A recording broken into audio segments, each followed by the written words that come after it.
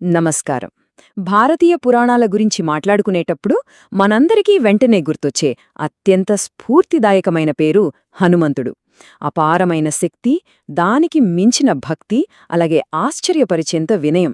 ఈ మూడింటి కలయికైన ఆయన జీవిత ప్రయాణాన్ని ఈ విశ్లేషణలో మనం డీకోడ్ చేద్దాం. రాబోయే కొద్ది నిమిషాల్లో అసలాయన బాల్యమెలా గడిచింది, శ్రీరామునితో ఆ చారిత్రక మైత్రి ఎలా ఏర్పడింది, అలాగే సుందరకాండ విశేషాల నుంచి మొదలుపెడితే యుద్ధంలో ఆయన చూపించిన పరాక్రమం, చిరంజీవిగా మారడం వరకు ప్రతి ఒక్క ఘట్టాన్ని మనం వరుస క్రమంలో చూద్దాం.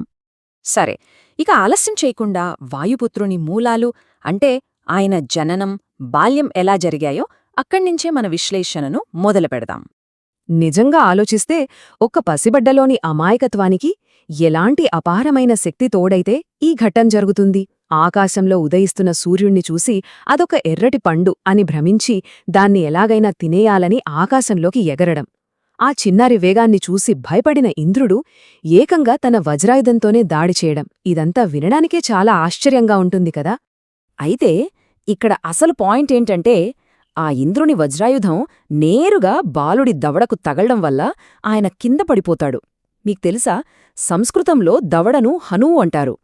ఈ దాడితో వాయుదేవునికి ఎంత కోపమొస్తుందంటే, ఆయన్ని శాంతి పెంచడానికి దేవతలందరూ ఆ బాలుడికి అనేక అద్భుత వరాలివ్వడమే కాకుండా అప్పటినుండి హనుమంతుడు అనే చారిత్రకమైన పేరును కూడా స్థిరపరిచారు. ఆ తరువాత సూర్యభగవానుని దగ్గర సర్వ విద్యలను అభ్యసించి సుగ్రీవునికి మంత్రిగా ఉన్న సమయంలోనే ఆయన జీవితాన్ని మలుపు తిప్పే ఒక సంఘటన జరిగింది. అదే శ్రీరామునితో దైవిక మైత్రి. సీతమ్మ అన్వేషణలో ఉన్న రామలక్ష్మణులను కలిసినప్పుడు ఏం జరిగిందో మనందరికీ తెలుసు.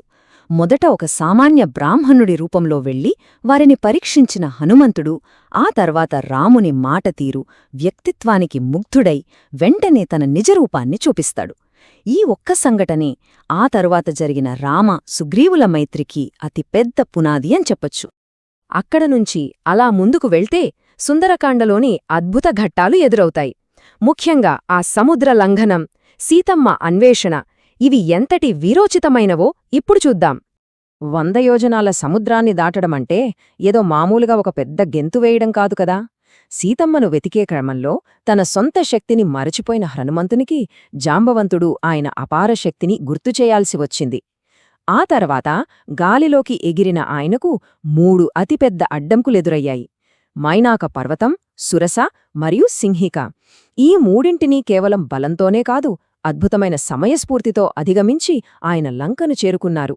లంకలో అడుగుపెట్టాక ఆ ప్రయాణం అచ్చం ఒక హై స్టేక్స్ ఇంటెలిజెన్స్ మిషన్ లాగా మారిపోయింది.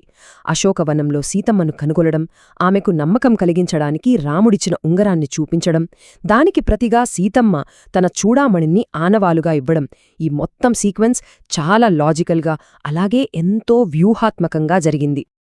అయితే ఆ తర్వాత జరిగిన పరిణామాలు చూస్తే అదొక మాస్టర్ క్లాస్ అని చెప్పాలి. కేవలం సీతమ్మను చూసి రావడం మాత్రమే కాదు, శత్రువుల బలాన్ని కూడా అంచనా వేయాలనుకున్నారు. కావాలనే బ్రహ్మాస్త్రానికి లొంగిపోయి రావణసభకు వెళ్లడం, తన తోకకు నిప్పు పెట్టాలన్న శిక్షనే ఒక ప్రచండమైన దాడిగా మలిచి లంక మొత్తాన్ని దహనం చేయడం. నిజంగా ఈ వ్యూహంతో శత్రువుల గుండెల్లో ఆయన గుబులు పుట్టించారు.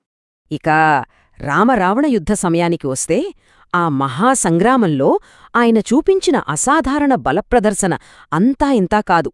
యుద్ధంలో లక్ష్మణుడు మూర్ఛపోయి ప్రాణాపాయ స్థితిలో ఉన్నప్పుడు ఏం జరిగిందో మనకు తెలుసు. హిమాలయాల నుండి సంజీవని మూలికను తీసుకురావడానికి వెళ్ళినప్పుడు అక్కడ ఆ మూలికను సరిగ్గా గుర్తించలేక ఏకంగా ఆ ద్రోణగిరి పర్వతాన్నే ఒక చేత్తో పెకలించుకుని తీసుకురావడం ఆయన అపారమైన శారీరక బలానికి ఒక తిరుగులేని నిదర్శనం. అలాగే ఈ యుద్ధంలో మనం మాట్లాడుకోవాల్సిన మరో కీలకమైన ఘట్టం పంచముఖ హనుమాన్ అవతారం. పాతాళలంకలో రాముడిని బంధించిన అత్యంత శక్తివంతమైన అహిరావణుడిని అంతం చేయడానికి వ్యూహాత్మకంగా ఆయన ఎంచుకున్న ఈ దైవిక రూపం శత్రువును శాశ్వతంగా మట్టి కరిపించింది.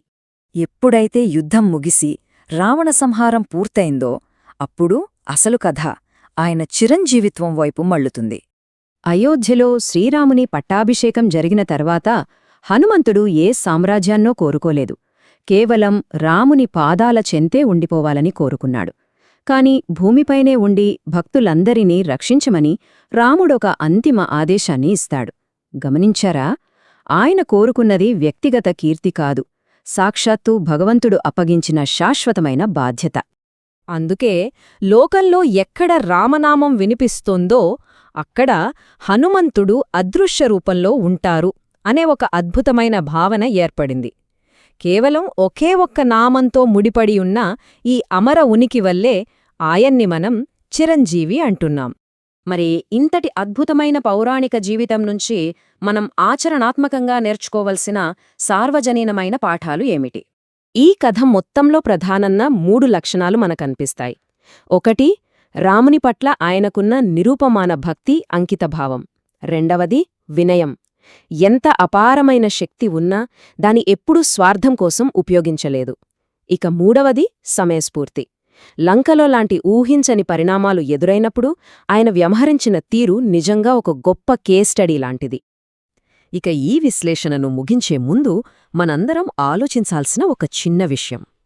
ఆధునిక జీవితంలో ఒకవేళ ఊహకందని సామర్థ్యాన్ని సాధించినా సరే దానికి సమానమైన వినయాన్ని మనం ఎలా బ్యాలెన్స్ చేయగలం?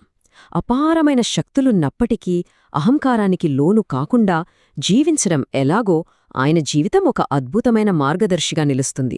ఈ స్ఫూర్తిదాయకమైన ఆలోచనతోనే ఈనాటి మన ప్రయాణాన్ని ముగిద్దాం. మళ్ళీ కలుద్దాం.